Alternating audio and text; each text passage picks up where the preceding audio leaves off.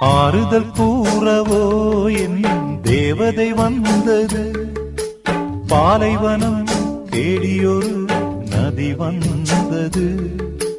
மெல்லிய பார்வையால் நீ சொல்லிய வார்த்தையா என் இதயம் நம்பிக்கையில் துடிக்கின்றது.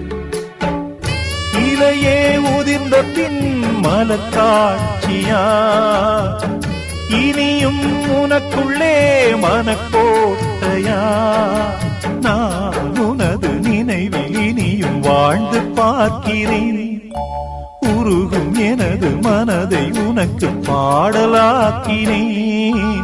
குடகு மலைக்காடு அதில் குருவிக்கொரு கூடு. குருவி பறந்தோடும் அந்த கூடு மண்ணில் வாடும்.